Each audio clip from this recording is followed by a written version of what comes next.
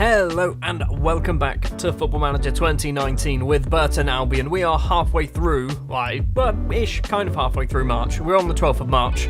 Today we're going to be playing Brentford, and then later on in the episode we're going to be playing Millwall. We've done not too bad. It's not been great, but it's not been awful. We are now 5th in the table. We are closer to being out of the playoffs than we are to being in the automatic promotion spots, but realistically, as I keep saying, we are overperforming massively. There are 7 games to mention, and it started off with a 2-1 victory against Portsmouth. It was Michael Obafemi, the Southampton loanee, with both the goals for us immediately in the first highlight of the game. Then in the 74th minute, Tom Naylor scores just after Obafemi gets his second. We hold on for 3 points against Portsmouth. Then we played Wolves, and I don't really know too much about what to say in this game. We lost 4-1. Abubakar Kamara, Adama Traore and Alex Garcia with the goals for Wolves. Faustino Andrin scored a goal for us, but by that point, we were 1-0 down already. They scored immediately after Andrin's goal as well. Wolves just destroyed us. However, up against Leeds, we managed to win this one. It's been really weird back and forth. We seem to win games, lose games, win games, lose games. So Leeds were 2-0 up after just 10 minutes. Samu Saiz and Iwandro with the goals for Leeds. Then into the second half. It took to the 72nd minute for us to score our first goal, and that was Sean Longstaff, then Michael Obafemi, then Jake Voken scored as well. All within 8 minutes of our first goal and our last goal, we managed to turn it round and pick up 3 very, very valuable points against Leeds. Much like the Wolves game, the Sheffield United game was just as bad. We lose 3-0. Ryan Christie, Ronnie Philpotts and a Harry Souttar own goal right at the end of the game. If you look at the player ratings of the Sheffield United players, you can see why we lost. They just played superbly well. Then up against relegation-threatened Fleetwood, we win this one 3-1. Michael Obafemi with 2 goals. Regan Charles Cook also scoring a very rare goal for us. Simon Hyde scores for Fleetwood. Regan Booty, formerly of Burton Albion last season, also gets himself injured. Into March, and the first of 2 draws was up against Norwich. It was a 0-0 draw. Not a lot we can really say about this. Neither team could actually hit the target. And then up against my former team, Southampton, we were very lucky to actually get anything out of this game. Marvin Sordell with a penalty on 10 minutes. Fabian Balbuena with a goal on the 52nd minute to equalise for Southampton. We hold on for a draw. I'm quite happy with the draw in this game because last time we played Southampton, they battered us. Right, you're all up to date. League table-wise then, 5th place still, just 1 point ahead of Southampton who are in 7th place. So, a couple of defeats and we could find ourselves well outside of the playoff places. A couple of victories and we could find ourselves touching or knocking on the door of the automatic promotion spots. I'd rather it go the other way. I'd rather us drop down the table and just miss out on playoffs, because I think if we get promoted, that is going to suck big time back in the Premier League. I say back, Burton have never been there as far as I'm aware. We have also had our youth intake, and it was shocking. The best player is apparently this Clive Osherbock. He's pretty bad. It turns out that we are the evening kickoff, so we have dropped down to 7th place in the table. Sheffield Wednesday, the only team ahead of us who still have to play. Southampton and Palace have both jumped over us. We really do need to win this. A victory will retain our position back in 5th place. Brentford, actually, if they win, will potentially... they move up to 10th, but they will get a lot closer to the playoffs, which I assume is probably a target for them. The starting lineup we are going to go for then. In goal, Simon Moore. He will return to the starting 11 after Scott Rayner. He's played the last few games. He's let in quite a few goals, which I'm not particularly keen on. Jason McCarthy, Mark Gouy, Harry Souttar and Jake Vokins are going to be the back 4 with Jamie Allen and Sean Longstaff just in front of them. Trevor Clark, Callum Gribben, Joe Sparrow and Michael Obafemi are going to be our main goal-scoring threats. I have promised Scott Fraser and Marvin Sordell first-team football. I've also promised Trevor Clark first-team football and Simon Moore first-team football. I can't really justify playing players like Marvin Sordell, who he doesn't really score. Obafemi scores goals when he plays, most of the time. Scott Fraser, he's just not that good. Simon Moore arguably is our best goalkeeper because Rayner isn't technically ours, he's only on loan. Trevor Clark doesn't really fit the system, but I'm kind of forcing him to be an attacking midfielder. He's doing alright at it, he's getting better. Brentford have some very good footballers. Neil Mapai is a very good footballer on this game. I mean, look how... he's worth like nearly £6 million. He's getting paid £16,000 a week. I think our entire starting 11 isn't getting paid that much money. I have a feeling that we aren't going to get too much out of this Brentford match because, like I said, they are much, much better than us. We are doing okay. I think we need to start getting our consistency back. So far, we are 25 minutes in and we've had 0 highlights and 3 shots and none on target. Half an hour in and the first actual highlight is finally taking place. Sutar forward to Trevor Clark, finds Jake Vokins. Where are you going to go, Vokins? He's going to get tackled instead. Ben Rama on the right-hand side for Brentford, plays it inside to Augusto. Runs through the middle, plays it all the way across to Bell. He's got 3 in the box, crosses in, Vokins can head clear. Trevor Clark, why did you header that? Augusto across to Dominic Iorfa. Runs into the penalty area, goes for goal, and it's an easy save from Simon Moore. Gribben with a corner for Burton. It's gone all the way through, and Mickey Obafemi with the goal on the 42nd minute. Gribben's corner was pinpoint, and Michael Obafemi, what a volley that was from the Irishman. Look at this for a finish. It's gone straight through on the volley into the bottom corner. Nobody is stopping that, and we are 1-0 up against Brentford. That Obafemi goal then means it is 1-0 at half-time. We're not doing so well. To be honest, neither team are doing so well. So we'll just get the assistant to do a team talk. We're not going to do any changes. We're just going to go straight into the second half. I might give them a little bit of a get creative shout. See if that actually makes a difference. Some people look pressured. Corner for Brentford. Judge takes it. And Amari Bell is there. And it is 1-1. The fullback, Amari Bell, with his first goal of the season, has equalised for Brentford. Just as I told them to get creative as well. Free kick, Judge takes it, Bell is there again, and Bell scored again, but he was offside this time. Why is Amari Bell in the area and scoring goals and getting on the end of headers? That doesn't make sense to me. Goal kick from Simon Moore finds Harry Sutar. We are just before the hour mark. Sutar up to Vokins. Forward to Trevor Clark, who every time we've seen him, he's not done so well. Vokins across, not a great pass. Now, Alan Judge finds Ben Rama, runs into the area. He's got 4 or 5 players for company. Alan Judge goes for goal. Simon Moore claims the ball. Are we going to see any more of this highlight? Moore with a ball in his hand. Where are you going to go? Rolls it out to Sean Longstaff. Not said his name for an entire hour. Trevor Clark in the middle, across to Joe Sparrow. He's got Jason McCarthy on the right. He does use McCarthy. McCarthy, where are you going to go? Back to Joe Sparrow. He needs someone to pass to, and he went for the wrong option. And now the counter-attack for Brentford is on. Howard Vokins not got there. And one-on-one with the keeper's side. Ben Rama makes it 2-1 to Brentford. We got caught on the counter-attack, I think, is how many counters were involved in that. I want to do a sub, but we've got a highlight straight away. Bell on the left-hand side, crosses in, Ben Rama is there, and Simon Moore just about saves it, and we've given away a corner. What is my goalkeeper doing? Alan Judge to take the corner. It's gone very deep. McCarthy can head clear. Trevor Clark's going to run onto it, but we're not going to see anything. It's time to do some subs. I'm thinking Trevor Clark can come off because he's not playing very well. Scott Fraser can come on. I'm thinking possibly one of these midfielders. Longstaff for Daniel Batty. Batty has he's been out with an injury, I think, so he's only just returned from that. Gribben with a free kick goes for goal, and it is just over the bar. That is all of our chances seem to be coming from set pieces so far.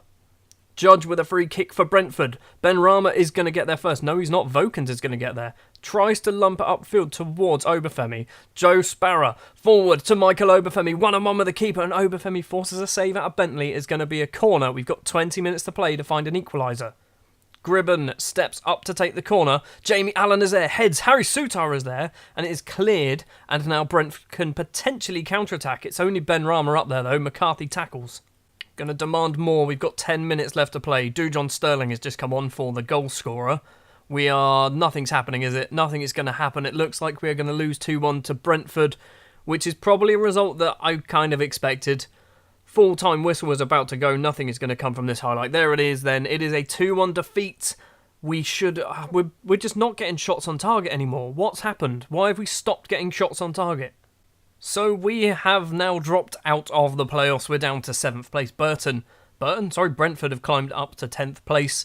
It is now very close because a single defeat, and if results go other people's way, we could potentially drop all the way down to 11th place, which, if you told me at the start of the season you'd finish 11th, I'd take it. Right now, I feel like we should be aiming for playoffs. Next up, on the 26th of March, we have got Millwall. So we've got a 14-day break, which I assume is probably going to be an international break. I'm going to ask the board if we can do some warm weather training. I don't know whether they're going to go for it because we don't have a lot of money, but let's see what they say.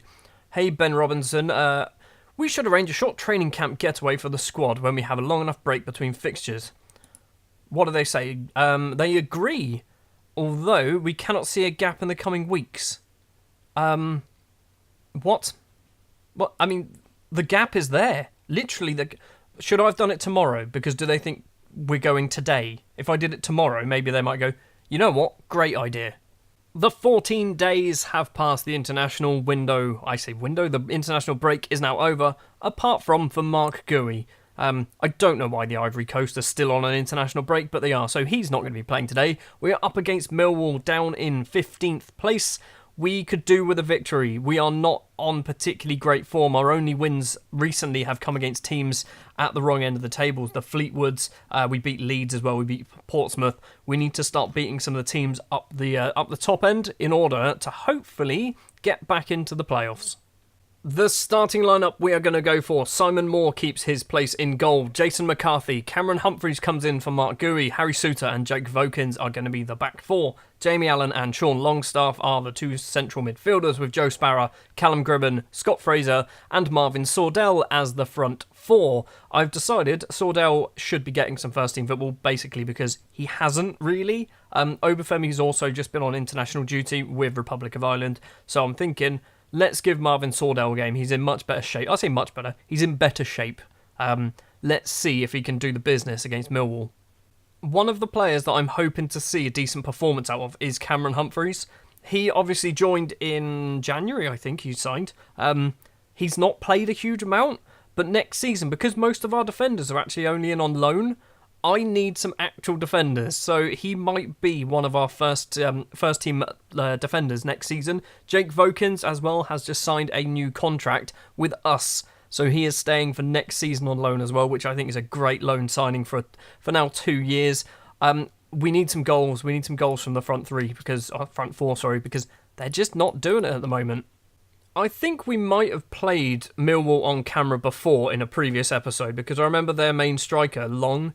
He's on loan from somewhere. No, he's not on loan from somewhere. He's actually just quite good at football, and it's quite annoying. Souttar heads forward. Sean Longstaff gets it and runs over the halfway line to Jake Vokins. Fraser to Gribben. Gribben to Sordell. Sordell's got Vokins on the left if he can use him. Crosses in Vokins, and Joe Sparrow is there. 4 minutes, 18 seconds is all the time it's taken at the Pirelli Stadium for us to take the lead. Hopefully we don't throw it away like we did against Brentford. McCarthy with a throw, 7 minutes on the clock. Allen back to McCarthy, back to Allen. Jamie Allen crosses it. It's a shocking cross, but Vokins is going to get there first. Little back heel to Fraser. Fraser back heel to Vokins. Vokins to Allen. Passing it around in the middle. Fraser, Allen. Jason McCarthy has the space on the right-hand side. Is he going to cross it? And he does. He doesn't cross it, and he goes for goal himself. Marvin Sordell mops up the rebound from the goalkeeper, and we are 2-0 up, and it's not even 10 minutes in. And there's a highlight straight after the goal. Is it going to be 3-0? Is it going to be 2-1? Or are we just going to see a decent effort from one of the two sides? This guy on the right-hand side, Murillo, is going to cross it in. No, he's not. He's played it back to that guy again. Murillo crosses. He doesn't cross. Stop passing to him. I can't pronounce his name. Bertolacci has just made it 2-1. It's not even 10 minutes in. There's been 3 goals already. Gribben with a free kick. McCarthy is there, goes for goal. It could have been 4 goals within the first 10 minutes, but Andres Prieto makes the save, kicks over the halfway line, but Longstaff is going to get there first. He needs to play it to someone, and Simon Moore is that someone. Harry Souttar, all the way back to Simon Moore again. What are we doing? What are we doing here? Cameron Humphreys, who has a C next to his name, because someone else must be a Humphreys as well. Marvin Sordell is running onto that. Is it going to be 3? Hits it straight at the keeper, but we do win a corner. Corner to be taken by Callum Gribben. Where is it going to go? 6-yard box. Nobody is there. Sordell is going to get there first, but gets tackled. We do win a throw on. I don't want to see the throw on. Good. McCarthy with a throw on the right. Allen back to Jason McCarthy. Back to Jamie Allen. Crosses in. Sordell is there. Doesn't manage to do anything with it. Vokins to Allen. 5 in the box. Crosses in. Sean Longstaff is one of the 5. And it is 3-1. We are 15 minutes in. And we've had 4 goals. And we've got another highlight straight after. What is going? The defender's just not turning up. Graham for Millwall runs forward, gets tackled by Longstaff. Fraser now to Joe Sparrow. Sparrow back to Humphreys. Fraser, where are you going to go? Back to Harry Souttar. What is going on with this game? Tries to find one of the strikers. I say one of the strikers. The striker, Marvin Sordell. Gribben runs with the ball, keeps going. Callum Gribben goes for goal. Side foots it just over the bar. Can we calm down now? Can we just, you know what, let's sit on 3-1 until half-time. Gribben with a corner. It might be 4. Allen is there, and Allen has made it 4-1. This match is insane. 5 goals in 25. That's a goal every 5 minutes. 35 minutes now on the clock, and I was going to say nothing's happening. Palmer with a corner. Hopefully we clear it. We don't clear it. Humphreys doesn't manage to get there, but Moore makes the save. This will be the highlight starting from the goalkeeper. What are you going to do, Simon? Throw it out. Yes, you throw it out to Harry Sutar. Sutar's got Vokins in front, or just lump it upfield. Lump it upfield, aim for Marvin Sordell. Sordell doesn't bother running. Joe Sparrow gets the header though. Oh, into the area. Sordell is there and he hits it wide of the post, and it could have been 5. Still not quite half time, and there's another highlight. Graham for Millwall plays it all the way across. Paweł Wozalek? Sure. Paweł Wozalek with the ball on the right hand side. Runs, keeps going, loads of space, crosses in. Simon Moore makes a television save. We have got a minute and a half until half time because of all the goals had meant there's been 3 minutes of injury time. Moore's throw to Sutar. Harry Sutar stands with the ball. Hopefully he's going to just run the clock down. Lumps it upfield towards Marvin Sordell. He takes a terrible touch and the ball is cleared. Coulson now for Millwall's going to get the ball further upfield. Graham to Garcia across to Coulson, who started this move. Crosses in. Simon Moore fists it. And Paweł Wozalek, that's his name, has made it 4-2. This game is just ridiculous. Also, why is Simon Moore doing those types of saves when he doesn't even need to bother? Like, what is he doing here? Why is he going for that? And why, firstly, why is he going for it? Secondly, why did he actually hit it? Why didn't he just leave it to a defender? Still not half time, and there's another highlight. It's going to be 4-3, isn't it? Murillo on the right-hand side, crosses in. It's gone and cleared by McCarthy, only as far as Palmer. Bertolacci, Wozalek with another effort, and it's a good save this time. Long gets tackled, Sutar clears it. It is half-time. It is 4-2. We're seeing some goal line technology. It definitely didn't go in.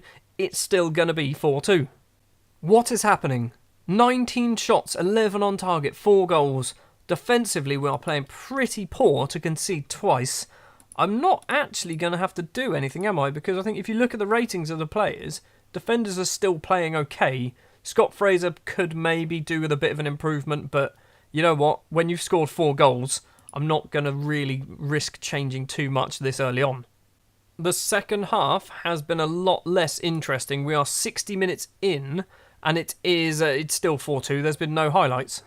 I'm going to do a sub. We're going to bring off Fraser. We're going to bring on Andrew. He's still slightly injured, but we're going to do it anyway. I'm thinking let's do Obafemi for Sordell as well. That will do. We've got 25 minutes left to play. I'm weirdly happy that the second half has had no highlights. We are 8 minutes left, 7 minutes left. We're going to do our final sub. Trevor Clark for Jake Vokins. Going to give Clark a run out as a left back today. And hopefully it just stays 4-2 and we pick up 3 points and move back up into 5th place in the table by the looks of it. 20 seconds left and Simon Moore has the ball in his hands. Where is the Isle of Wight goalkeeper going to throw it to Harry Sutar? Andrew with the ball. We've got 10 seconds left to play. Nothing is going to come from this at all. It is going to be a very strange match against Millwall, but we do manage to pick up the 3 points.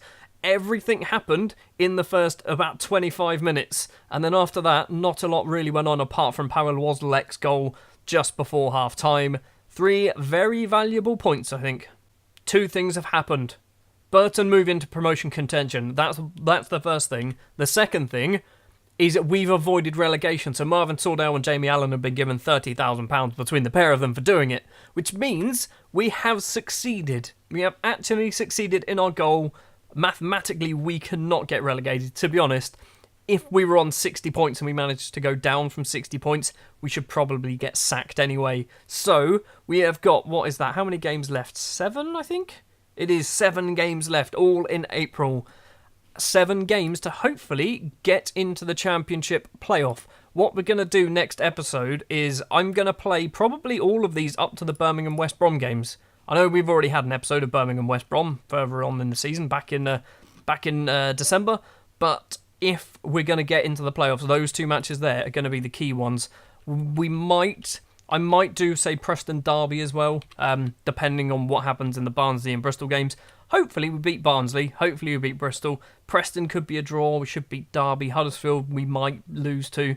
Should beat Birmingham. West Brom. That is the game that could decide everything, and it is the last game of the season. Thank you very much for watching this episode of Football Manager 2019 with Burton Albion. If you did enjoy, if you wouldn't mind leaving a like, if you want to see more, hit the subscribe button, and I will see you next time for hopefully a championship playoff challenge, maybe even a championship automatic promotion challenge, possibly. I'd rather go for the playoffs and ideally get to the final and then lose. That's is that bad that I don't want to get promoted? I probably should want to get promoted.